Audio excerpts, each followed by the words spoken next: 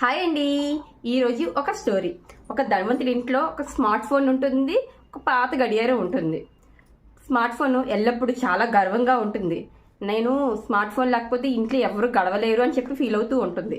Smart phone ఎప్పుడు గడియారాన్ని criticise చేస్తూ ఉంటుంది. ఎందుకు ఇక్కడ ఉన్నావు, నేను చూడు ఇంటర్నెట్ ఇస్తాను, కెమెరా, గేమ్స్, వీడియో కాల్స్, ఏ అసిస్టెన్స్ నా దగ్గర లేనిదంటూ లేదు అని చెప్పి గర్వపోతూ ఉంటుంది స్మార్ట్ ఫోన్.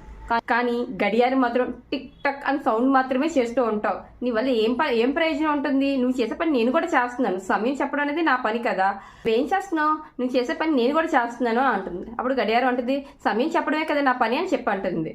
స్మార్ట్ ఫోన్, సమయం చెప్పడం అది నేను కూడా చేస్తాను, అది కాకుండా వెదర్ అప్డేట్స్ ఇస్తాను, న్యూస్, మ్యూజిక్, షాపింగ్ ఎన్నో చేస్తాను. నువ్వు అవుట్డేటెడ్, చాలా రోజులు గడిచాయి, ఇంట్లో అందరూ స్మార్ట్ ఫోన్నే ఎక్కువ వాడుతున్నారు, అవునా కదా అని చెప్పి అంటూ ఉంటుంది. పాపం గడియారం డిసప్పాయింట్గా డల్గా ఉంటుంది.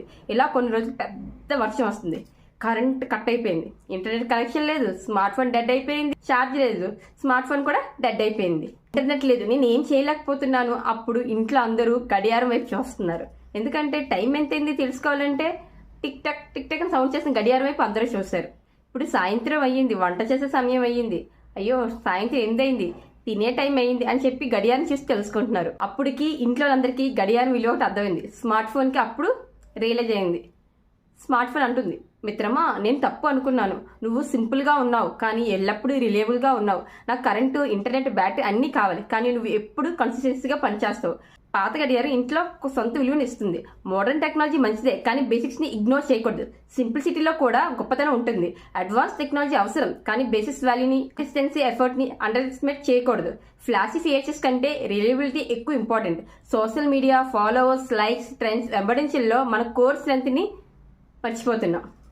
మీరేమంటారో నా కామెంట్ సెక్షన్లో కామెంట్ చేయండి. Thank you. హాయ్ అండి. ఈరోజు ఒక స్టోరీ.